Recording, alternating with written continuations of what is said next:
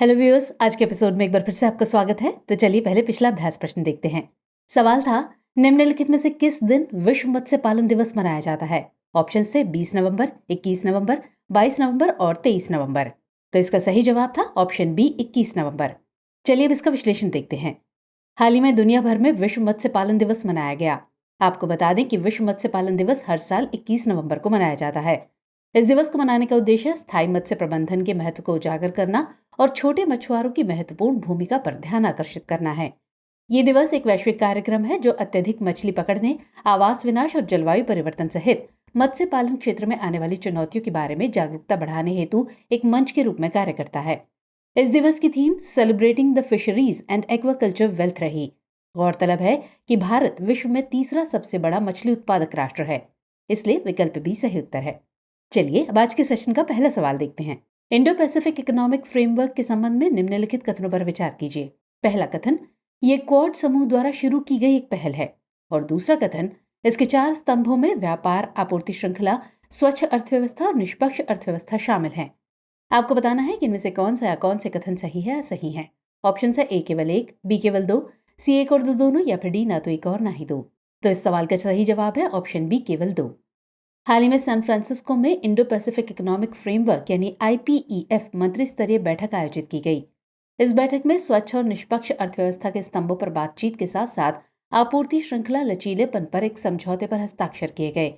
आपको बता दें कि इंडो पैसिफिक इकोनॉमिक फ्रेमवर्क यानी IPEF पहल 2022 में अमेरिकी राष्ट्रपति द्वारा शुरू की गई थी, इसलिए कथन एक सही नहीं है।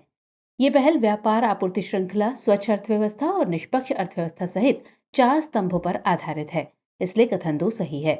भारत अभी भी व्यापार स्तंभ में शामिल नहीं है, हालांकि ये अन्य 3 स्तंभों में शामिल हो गया है। तो इस प्रकार विकल्प भी सही उत्तर है। चलिए नेक्स्ट क्वेश्चन। अग्नि पहल किस मंत्रालय या संस्थान द्वारा शुरू की गई है? रक्षा मंत्रालय, युवा मामले एवं खेल मंत्रालय, आयुष मंत्रालय या फिर नीति आयोग? तो इस क्वेश्चन का सही आंसर है ऑप्शन सी, आयुष मंत्रालय। हाल ही में आयुष मंत्रालय के केंद्रीय आयुर्वेद विज्ञान अनुसंधान परिषद यानी CCRAS ने अग्नि पहल लॉन्च की है। आपको बता दें कि अग्नि का पूरा नाम आयुर्वेद ज्ञान नैपुण्य पहल है। ये पहल वैज्ञानिक सत्यापन और साक्ष्य आधारित मूल्यांकन के माध्यम से व्यावहारिक आयुर्वेद प्रथाओं को मुख्य धारा में लाने हेतु अनुसंधान को बढ़ावा देने का नया प्रयास है। ये पहल आयुर्वेद चिकित्सकों को विभिन्न रोग स्थितियों में उनकी नवीन प्रथाओं और अनुभवों की रिपोर्ट करने के लिए एक मंच प्रदान करती है, इसलिए विकल्प सी सही उत्तर है। चलिए अगला प्रश्न। वन्यजीवों और वनस्पतियों की लुप्तप्राय प्रजातियों के अंतर्राष्ट्रीय व्यापार पर कन्वेंशन यानी साइट्स के संबंध में निम्नलिखित कथनों पर विचार कीजिए।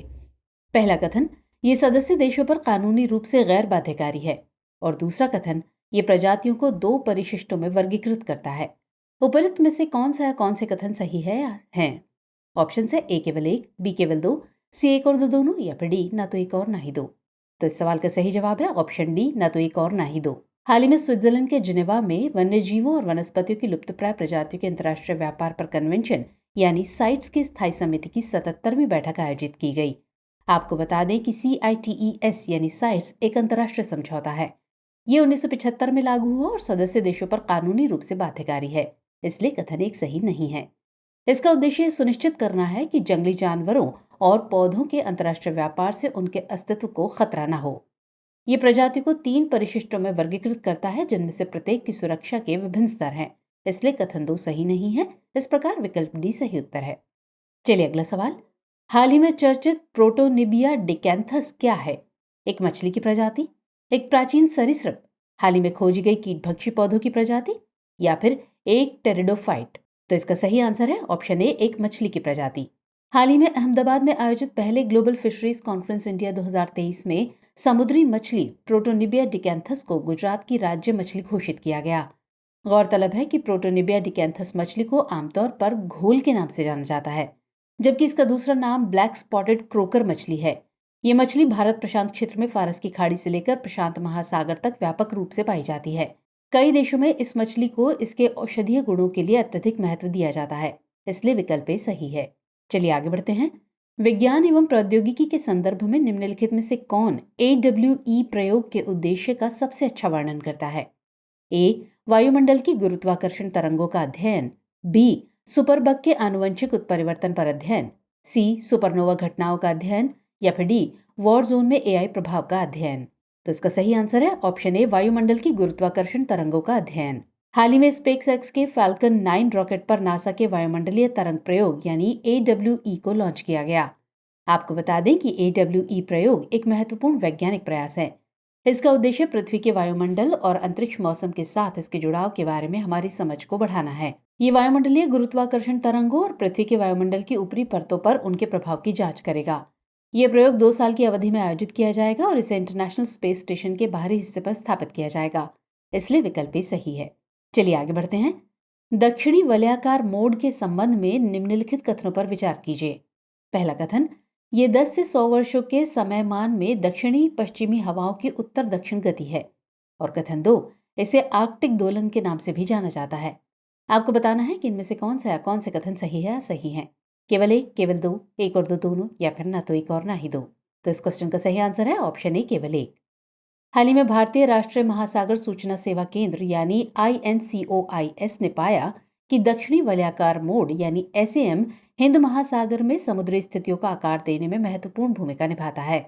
आपको बता दें कि दक्षिणी वलयाकार मोड यानी SAM एक महत्वपूर्ण जलवायु पैटर्न है। ये 10 से 100 वर्षों के समयमान में दक्षिणी पश्चिमी हवाओं की उत्तर दक्षिण गति है, इसलिए कथन एक सही है। ये दक्षिणी गोलार्ध के मध्य से उच्च अक्षांशों में लगभग लगातार चलते हैं। इसे अंटार्कटिक दोलन के नाम से भी जाना जाता है, इसलिए कथन 2 सही नहीं है। तो इस प्रकार विकल्प ए सही है। चलिए अगला सवाल देखते हैं।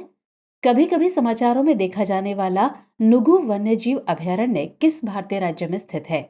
नागालैंड, मिजोरम, कर्नाटक या फिर ओडिशा? तो सही जवाब है ऑप्शन सी, कर्नाटक। हाल ही में राष्ट्रीय बाघ संरक्षण प्राधिकरण यानी NTCA ने बांदीपुर टाइगर रिजर्व से सटे नुगु वन्यजीव अभयारण्य को महत्वपूर्ण बाघ निवास स्थान घोषित करने की सिफारिश की है। आपको बता दें कि नुगु वन्यजीव अभयारण्य लगभग 30 वर्ग किलोमीटर में फैला हुआ एक संरक्षित क्षेत्र है।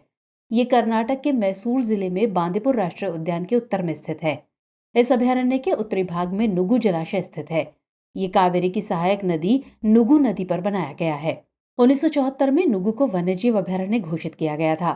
वर्ष 2003-4 में इस अभयारण्य का क्षेत्र नीलगिरी बायोस्फीयर रिजर्व में जोड़ा गया था, इसलिए विकल्प सी सही है। चलिए नेक्स्ट क्वेश्चन। गंबूसिया मछली के संबंध में निम्नलिखित कथनों पर विचार कीजिए। कथन 1, ये दक्षिण पूर्वी मेक्सिको के जल की मूल निवासी है। और कथन 2, ये एक आक्रामक विदेशी प्रजाति है। आपको बताना है कि इनमें से कौन से कथन सही है या सही है। केवल एक, केवल दो, एक और दो दोनों, या फिर ना तो एक और ना ही दो। तो इसका सही आंसर है ऑप्शन बी, केवल दो। हाल ही में कुछ राज्यों ने मच्छरों की समस्या से निपटने के लिए स्थानीय जल निकायों में गंबूसिया मछली छोड़ी है। दरअसल ये एक छोटी जीवित मछली है जो ताजे या खारे जल और कभी कभी समुद्री जल में भी पाई जाती है। इसे मॉस्किटो फिश के नाम से जाना जाता है। ये मच्छरों के लार्वा को नियंत्रित करने के लिए जैविक एजेंट के रूप में इसका व्यापक रूप से उपयोग किया जाता है। ये दक्षिण पूर्वी संयुक्त राज्य अमेरिका के जल की मूल निवासी है, इसलिए कथन एक सही नहीं है। International union for conservation of nature यानी IUCN ने गंबूसिया को दुनिया की 100 सबसे खराब आक्रामक विदेशी प्रजातियों में से एक घोषित किया है, इसलिए कथन 2 सही है। इस प्रकार विकल्प बी सही उत्तर है। चलिए अगला सवाल देखते हैं। हाल ही में किस राज्य में म्यूजिक फ्रॉग की एक नई प्रजाति निदिराना नोआ दिहिंग की खोज की गई है? असम, नागालैंड, सिक्किम या फिर अरुणाचल प्रदेश? तो इसका सही जवाब है ऑप्शन डी, अरुणाचल प्रदेश। हाल ही में वैज्ञानिकों ने अरुणाचल प्रदेश में मेंढक की एक नई प्रजाति की खोज की है। ये म्यूजिक फ्रॉग की एक नई प्रजाति है जिसका नाम निदिराना नोआ दिहिंग रखा गया है। इसका नाम नोआ दिहिंग नदी के नाम पर रखा गया, जो उस स्थान के निकट है जहां इसके नमूनों की खोज की गई। जीनस निदिराना का ये नया मेंढक रूपात्मक लक्षणों के संयोजन से अपने जन्मदाताओं से फेनोटाइपिक रूप से अलग है। पहली बार इस बात की पुष्टि हुई है कि निदिराना जीनस भारत में पाया गया है। गौरतलब है कि निदिराना प्रजाति जापान, ताइवान, चीन, वियतनाम, लाओस और थाईलैंड में पाई जाती है, तो इसलिए विकल्प डी सही उत्तर है। चलिए अब नोट कर लीजिए आज का अभ्यास प्रश्न। निम्नलिखित कथनों पर विचार कीजिए।